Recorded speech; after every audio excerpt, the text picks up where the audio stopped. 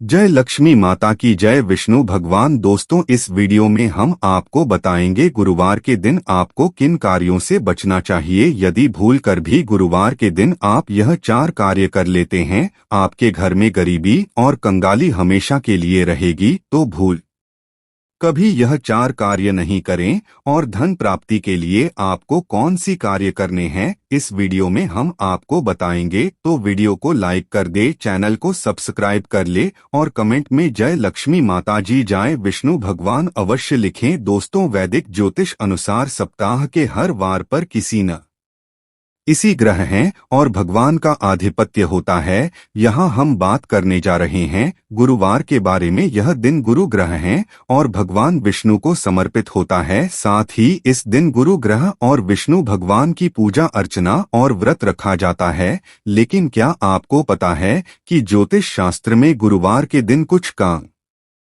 हम करने की मनाही होती है। वहीं अगर आप गुरुवार को यह काम करते हैं तो इससे मां लक्ष्मी और बृहस्पति ग्रह नाराज हो सकते हैं और जीवन में दरिद्रता आ सकती है। गुरुवार के दिन खासकर स्त्रियों को बाल नहीं धोने चाहिए। ऐसा करने से गुरु ग्रह का अशुभ प्रभाव बढ़ सकता है। साथ ही इस दिन कपड़े भी नहीं होने चाहिए, क्योंकि इस दिन साबुन का प्रयोग वर्जित बताया गया है। वहीं इस दिन नाखून भी नहीं काटने चाहिए। गुरुवार के दिन लोगों को बाल नहीं कटवाने चाहिए। साथ ही इन दिन सिर और दाढ़ी आदि के बाल कटवाना निषेध माना गया है। शास्त्रों के अनुसार गुरुवार के दिन पैसों के लेन देन से बचना चाहिए। वहीं अगर आप ऐसा करते हैं तो गुरु ग्रह कुंडली में कमजोर होता है। साथ ही जीवन से सुख समृद्धि चली जाती है। वहीं धन संबंधी परेशानियों का सामना आपको करना पड़ सकता है। इसलिए विशेष परिस्थिति में ही धन का लेन देन करें। गुरुवार के दिन केले का सेवन नहीं करना चाहिए। शास्त्रों में केले का सेवन निषेध बताया है। वहीं अगर आप गुरुवार के दिन गुरु बृहस्पति और भगवान विष्णु की पूजा अर्चना करते हैं तो आपको केला खाने से बचना चाहिए। लेकिन इस दिन केले के पेड़ की पूजा कर सकते है। गुरु बृहस्पति गुरु और पिता के कारक होते हैं, इसीलिए गुरुवार के दिन पिता गुरु और संत का अपमान नहीं करना चाहिए। वहीं अगर आप इन लोगों का अपमान करते हैं तो गुरु बृहस्पति नाराज हो सकते हैं। साथ ही आपको जीवन में परेशानियों का सामना करना पड़ सकता है।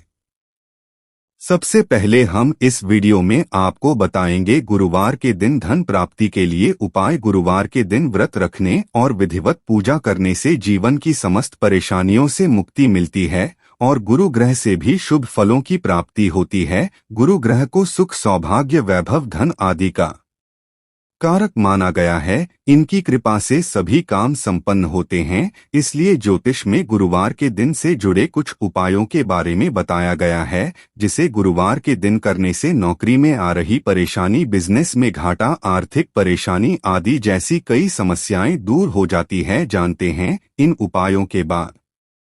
में बिजनेस में लाभ के लिए बिजनेस में लंबे समय से घाटा चल रहा है तो आप गुरुवार के मंदिर जाकर हल्दी की माला लगा दीजिए। साथ ही गुरुवार के दिन पीले रंग के वस्त्र धारण करें और हल्दी का तिलक लगाएं। इस उपाय को करने से गुरु की कृपा बरसती है और व्यापार में मुनाफा होने लगता है। जो जॉब में प्रमोशन या वेतन वृद्धि न होने को लेकर परेशान हैं तो गुरुवार के दिन अधिक से अधिक पीले रंग का प्रयोग करें और पीले फल फूल चढ़ाकर भगवान विष्णु की पूजा करें। आप एक पीले रंग का वस्त्र लेकर इसमें पीले फूल, नारियल, पीले फल, हल्दी और खड़ा नमक रखकर बांध दें। इन चीजों को मंदिर की सीढ़ियों में रखकर आ जाएं। लेकिन इस बात का ध्यान रखें कि इस दौरान किसी से कुछ कहें नहीं। गुरुवार के दिन सुबह जल्दी उठकर स्नान करें। इसके बाद भगवान विष्णु और माता लक्ष्मी की एक साथ पूजा अर्चना करें।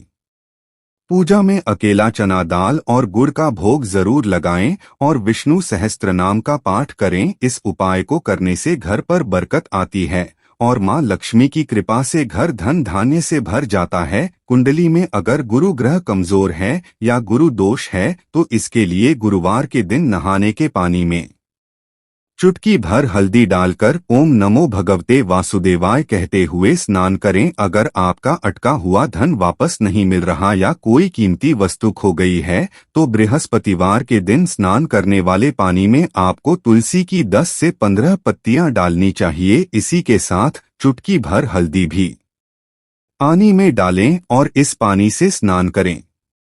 यदि आप नियमित रूप से हर बृहस्पतिवार को ऐसा करते हैं तो आपको धीरे से आर्थिक लाभ मिलना शुरू हो जाएगा। यदि आप किसी आर्थिक तंगी या विपत्ति में फंस गए हैं तो बृहस्पतिवार के दिन तुलसी के पौधे में कच्चा दूध पानी मिलाकर चढ़ाएं। इससे आपको तुरंत ही आर्थिक लाभ दिखना शुरू हो जाएगा। कहते हैं कि तुलसी के पौधे के पास घी का दिया जलाने से देवी देवता सहाय हो जाते हैं। तुलसी के पौधे के नीचे गुरुवार के दिन सुबह शाम घी का दिया जलाने से दरिद्रता दूर होती है और धन के अवसर बनने लगते हैं। जो लोग बेरोजगार हैं उन्हें खास तौर पर प्रतिदिन तुलसी पौधा के नीचे दिया जलाना चाहिए। अगर तुलसी के पौधे में आप रोजाना जल अर्पित नहीं भी कर पाते हैं तो बृहस्पतिवार के दिन ऐसा अवश्य करें। तुलसी को जल चढ़ाने से पूर्व सूर्य देव को जल अर्पित करें। इसके बाद पात्र में बचा हुआ जल तुलसी को चढ़ाएं और 3 बार तुलसी की परिक्रमा करें। परिक्रमा करने से आपके अंदर सकारात्मक ऊर्जा का प्रवेश होता है या ऊर्जा आपको सही मार्ग पर चलने की प्रेरणा देती है और अच्छे कर्म करने का रास्ता खाती है। जो भी तुलसी के पौधे सूख जाते हैं उनको फेंकने के बजाय उसको लाल कपड़े में बांधकर उसको पर्स में रख लेना चाहिए। इससे पर्स में पैसे की कभी कमी नहीं होती है। वहीं अगर तुलसी के पौधे सूख जाए तो उसको घर में लगाना ही रहने दें, बल्कि उसे नदी में प्रवाहित कर दें। आपका कोई काम काफी समय से नहीं बन पा रहा है जिससे आपको आर्थिक नुकसान झेलना पड़ रहा है तो आप बृहस्पतिवार के दिन तुलसी के पौधे में रक्षा सूत्र से 60 गांठ लगा दें। जब आपका कार्य पूरा हो जाए तो उन सभी गाथाओं को खोल दें। यदि आपके पति आर्थिक संकट से जूझ रहे हों तो तुलसी माता को लाल चुनरी और सिंदूर चोरी आदि का दान करें। इससे माता लक्ष्मी प्रसन्न होती हैं और विष्णु भगवान की भी अतिरिक्त कृपा बनती है। राहु केतु के दोष से मुक्ति के लिए घर में सुबह शाम अलसी के तेल का दीपक जलाना बहुत शुभ माना जाता है। ऐसा करने से कुंडली में राहु केतु का दोष दूर होता है और जीवन में सकारात्मक ऊर्जा का संचार बना रहता है। साथ ही शनिवार को शनि मंदिर में सरसों के तेल का दीपक जलाने से शनि प्रकोप से मुक्त मिलती है और शनिदेव का आशीर्वाद प्राप्त होता है। धन संबंधित समस्याओं से मुक्ति के लिए माता लक्ष्मी के सामने हर रोज 7 मुखी यानी 7 बत्तियों वाला दीपक जलाना शुभ माना जाता है। ऐसा करने से मां लक्ष्मी का आशीर्वाद प्राप्त होता है और अटका हुआ धन भी प्राप्त होता है। वहीं बुद्धि ज्ञान में वृद्धि के लिए हर रोज माता सरस्वती के सामने 2 बत्तियों वाला दीपक जलाना चाहिए। वहीं गणेश जी के सामने 3 मुखी दीपक जलाने से घर में बरकत आती है और घर के बच्चों की बुद्धि का विकास होता है। आरोग्य व धन वृद्धि के लिए किचन में जहां आप पानी रखते हो वहां पर घी का दीपक जलाना चाहिए। ऐसा करने से बुरी शक्तियों से मुक्ति मिलती है और नौकरी व्यापार में अच्छी उन्नति होती है। साथ ही रोज शाम को दरवाजे के दोनों ओर तेल या घी का दीपक जलाने से परिवार में सुख समृद्धि बढ़ती है और आपसी सदस्यों में प्रेम बना रहता है। कर्ज से मुक्ति के लिए घर में हर रोज तेल का दीपक जलाना चाहिए और ईश्वर से प्रार्थना करनी चाहिए। इसके बाद सायंकाल के समय पीपल के वृक्ष के नीचे घी का दीपक जलाएं। ऐसा करने से धीरे धीरे कर्ज से मुक्ति मिलती है और नौकरी व्यापार में उन्नति के योग बनते हैं। परिवार में सुख शांति और समृद्धि के लिए हर रोज बाल गोपाल के सामने और गुरुवार को भगवान विष्णु और केले के वृक्ष के नीचे घी का दीपक जलाना चाहिए। इसके बाद 108 बार ओम नमो भगवते वासुदेवाय नम मंत्र का जप करना चाहिए। ऐसा करने से घर में सकारात्मक ऊर्जा बनी रहती है और धीरे धीरे सभी कष्ट दूर होते हैं। और शनिवार को भगवान भैरव के मंदिर में सरसों के तेल का दीपक जलाना चाहिए। ऐसा करने से आपके सभी दर्द दूर होते हैं और आसपास सुरक्षा कवच बन जाता है। वहीं मान सम्मान में वृद्धि के लिए हर रोज सूर्यदेव को जल का अर्थ याद दें और फिर देसी घी का दीपक जलाकर सूर्य भगवान की आरती। बृहस्पति देव का पूजन पीली वस्तुएं, पीले फूल, चने की दाल, पीली मिठाई, पीले चावल आदि का भोग लगाकर किया जाता है। इस व्रत में केले का पूजन ही करें। कथा और पूजन के समय मन, कर्म और वचन से शुद्ध होकर मनोकामना पूर्ति के लिए बृहस्पति देव से प्रार्थना करनी चाहिए। दिन में एक समय ही भोजन करें। भोजन चने की दाल आदि का करें। नमक न खाएं। पीले वस्त्र पहने, पीले फलों का प्रयोग करें। पीले चंदन से पूजन करें। पूजन के बाद भगवान बृहस्पति की कथा सुननी चाहिए। प्राचीन समय की बात है, किसी राज्य में एक बड़ा प्रतापी तथा दानी राजा राज्य करता था। वह प्रत्येक गुरुवार को व्रत रखता एवं थे और गरीबों को दान देकर पुण्य प्राप्त करता था, परंतु यह बात उसकी रानी को अच्छा नहीं लगता था। वह न तो व्रत करती थी और न ही किसी को एक भी पैसा दान में दे दी थी और राजा को भी ऐसा करने से मना करती थी। एक समय की बात है, राजा शिकार खेलने को वन को चले गए थे। घर पर रानी और दासी थी। उसी समय गुरु बृहस्पति देव साधु का रूप धारण कर राजा के दरवाजे पर भिक्षा मांगने को आए। साधु ने जब रानी से भिक्षा मांगी तो वह कहने लगी, हे साधु महाराज, मैं इस दान और पुण्य से तंग आ गई हो। आप कोई ऐसा उपाय बताएं जिससे कि सारा धन नष्ट हो जाए और मैं आराम से रह सकूं।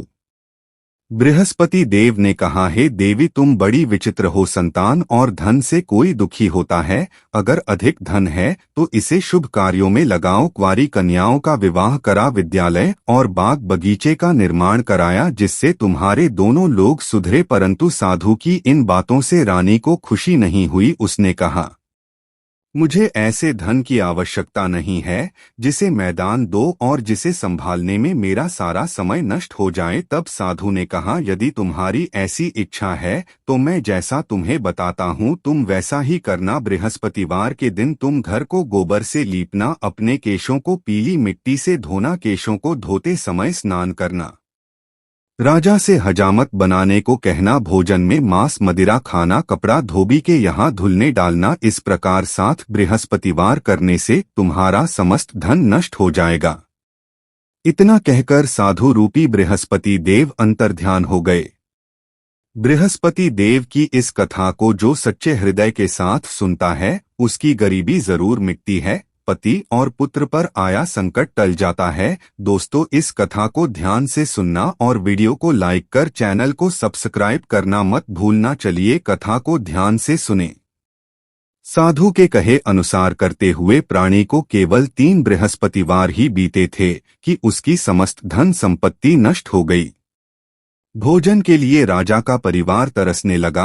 तब एक दिन राजा रानी से बोला, हे रानी, तुम यहीं रहो, मैं दूसरे देश को जाता हूँ, क्योंकि यहाँ पर सभी लोग मुझे जानते हैं, इसलिए मैं कोई छोटा कार्य नहीं कर सकता। ऐसा कहकर राजा प्रदेश चला गया। वहाँ वह जंगल से लकड़ी काटकर लाता और शहर में बेचता। इस तरह वह अपना जीवन व्यतीत करने लगा। इधर राजा के प्रदेश जाते ही रानी और दासी दुखी रहने लगी। एक बार जब रानी और दासी को 7 दिन तक बिना भोजन के रहना पड़ा तो रानी ने अपनी दासी से कहा, है दासी, पास ही के नगर में मेरी बहन रहती है, वह बड़ी धनवान है, तो उसके पास जाओ और कुछ ले आता कि थोड़ा बहुत गुजर बसर हो जाए। दास ईरानी की बहन के पास गई।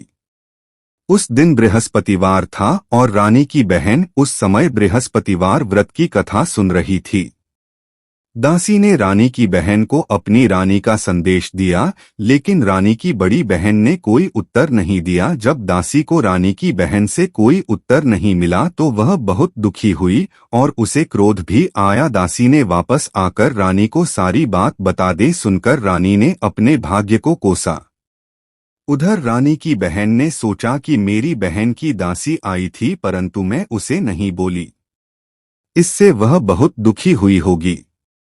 कथा सुनकर और पूजन समाप्त कर वह अपनी बहन के घर आई और कहने लगी, है बहन, मैं बृहस्पतिवार का व्रत कर रही थी। तुम्हारी दासी मेरे घर आई थी, परंतु जब तक कथा होती है तब तक मैं तो उठते हैं और ना ही बोलते हैं, इसलिए मैं नहीं बोली। कहो दासी क्यों गई थी? रानी बोली, बहन तुमसे क्या छिपाओ, हमारे घर में खाने तक को अनाज नहीं था। ऐसा कहते कहते रानी की आंखें भर आई। उसने दासी समेत पिछले 7 दिनों से भूखे रहने तक की बात अपनी बहन को विस्तार पूर्वक सुना दी। प्राणी की बहन बोली, देखो बहन, भगवान बृहस्पति देव सबकी मनोकामना को पूर्ण करते हैं। देखो शायद तुम्हारे घर में अनाज रखा हो।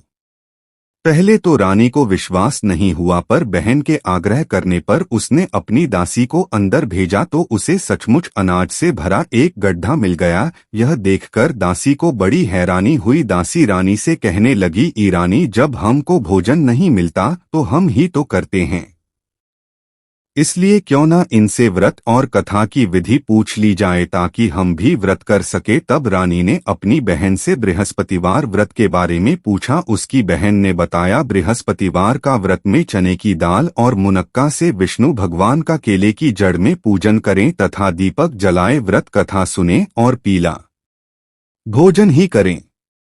इससे बृहस्पति देव प्रसन्न होते हैं।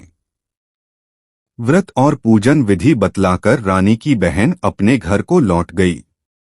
7वें रोज बाद जब गुरुवार आया तो रानी और दासी ने निश्चय अनुसार व्रत रखा। घुड़साल में जाकर चना और गुड़ लाई और फिर उसकी दाल से केले की जड़ तथा विष्णु भगवान का पूजन किया। अब पीला भोजन कहाँ से आए, इस बात को लेकर दोनों बहुत दुखी थे, क्योंकि उन्होंने व्रत रखा था, इसलिए गुरुदेव पर प्रसन्न थे। इसलिए वे एक साधारण व्यक्ति का रूप धारण कर 2 थानों में सुंदर पीला भोजन दासी को दे गए। भोजन पाकर दासी प्रसन्न हुई और फिर रानी के साथ मिलकर भोजन ग्रहण किया। उसके बाद वे सभी गुरुवार को व्रत और पूजन करने लगे। बृहस्पति भगवान की कृपा से उनके पास फिर से धन संपत्ति हो गया, परंतु रानी फिर से पहले की तरह आलस्य करने लगी। तब दासी बोली, देखो रानी, तुम पहले भी इस प्रकार आलस्य करती थी, तुम्हें धन रखने में कष्ट होता था, इस कारण सभी धन नष्ट हो गया, और अब जब भगवान गुरुदेव की कृपा से धन मिला है तो तुम्हें फिर से आलस्य होता है। बड़ी मुसीबतों के बाद हमने यह धन पाया है, इसलिए हमें दान पुण्य करना चाहिए, भूखे मनुष्यों को भोजन कराना चाहिए और धन को शुभ कार्यों में खर्च करना चाहिए, जिससे तुम्हारे कुल का यश बढ़ेगा, स्वर्ग की प्राप्ति हो और पितर प्रसन्न हो। दासी की बात मानकर रानी अपना धन शुभ कार्यों में खर्च करने लगी, जिससे पूरे नगर में उसका यश फैलने लगा।